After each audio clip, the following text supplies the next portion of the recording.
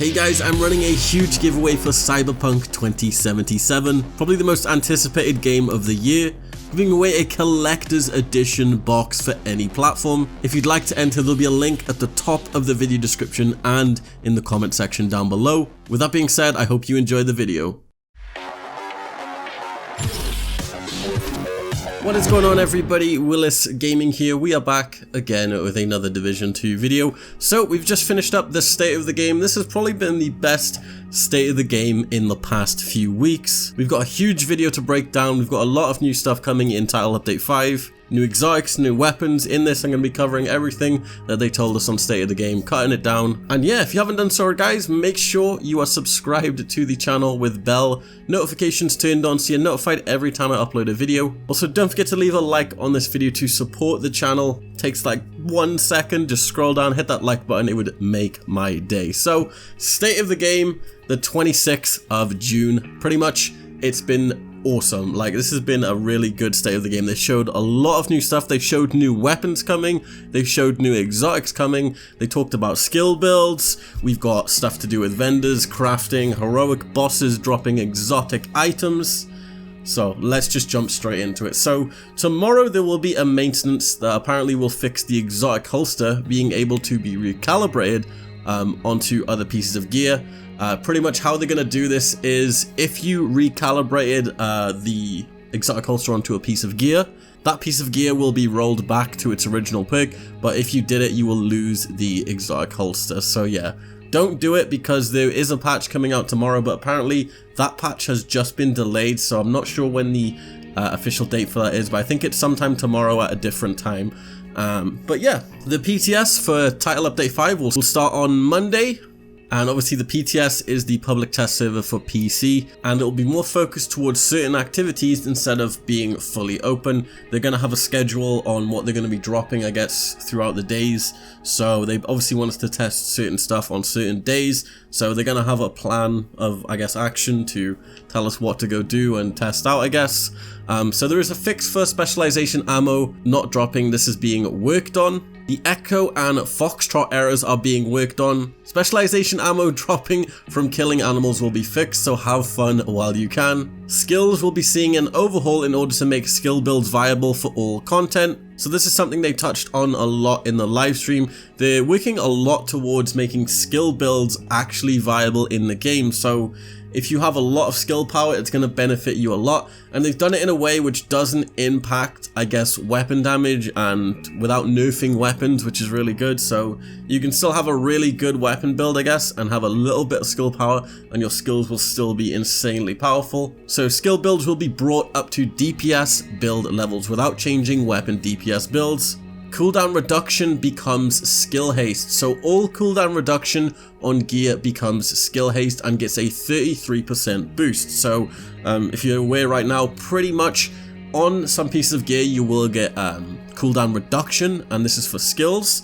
This will turn into skill haste. Skill haste now gets scaled with skill power, so skill haste has a much higher cap, and with this, skill mods will be getting a massive boost to varying percents like damage, radius, heal. So on some stuff, you'll occasionally get like a 33% radius. That might even go up to like an 80% radius, which sounds pretty nuts. You may even get stuff with like insane healing, which is awesome. An awesome change as well, blueprints will now be obtainable from all sources, control points, projects, and the vendor. This is pretty huge. So heroic bosses will drop exotics, but unfortunately, you will only get them to drop if you've basically gotten the blueprint or had them drop in other content beforehand. So for me, personally, I've had like a Merciless drop and I've had the Pestilence drop. So for me, they will actually drop from heroic bosses and obviously any blueprint weapons that I've crafted that are exotic. So that's pretty awesome. So Cassie Mendoza, the gunrunner, she will now sell 500 gear score items and will stock named items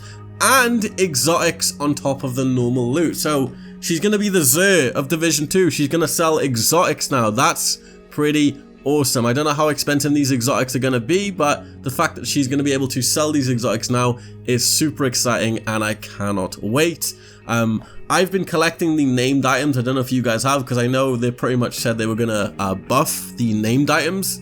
So if the named items are going to be 500 gear score and they're going to be better than all weapons, then it's probably worth going to Cassie Mendoza a few times every week just to check and grab her new inventory. So crafting will have a 500 gear score bracket, and you'll be able to use crafted items for recalibration. Finally, so any items that we craft now, we can use these perks for recalibration. That's nuts.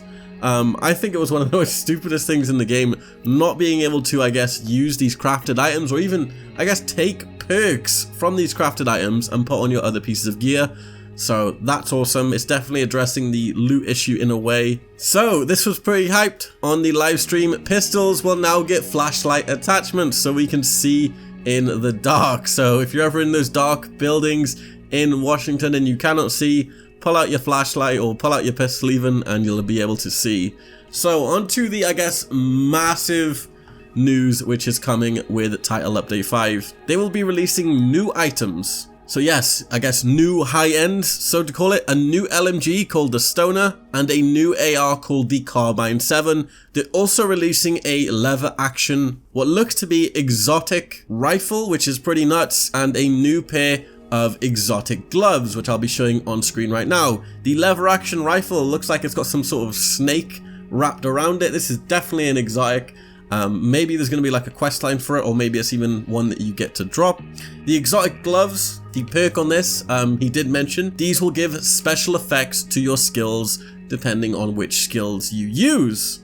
So it'll essentially turbo buff whatever you're currently using. So if you're using like a turret, it's going to buff your turret. If you're using like a seeker mine, it's going to buff your seeker mine. I'm not sure how it buffs it, but apparently it gives it unique special effects, or it just makes it really, really cool, pretty much. There was also a lot of comparative videos that they showed on how much they're actually buffing skill power as well. They are buffing skill power a lot in Title Update 5. So the Stoner is a LMG, and by the looks of the image that they showed, it's quite a big LMG. It has a bipod on it. It looks pretty nuts. And then obviously we have the new AR, the Carbine 7, which looks like pretty much, yeah, just a basic assault rifle. So it's cool to see that we are getting new weapons with every, I guess, big update. It'll be pretty nice to get at least 2 or 3 new high ends every single update. That would be awesome. Maybe even gear pieces, maybe even a new brand set. That would be cool.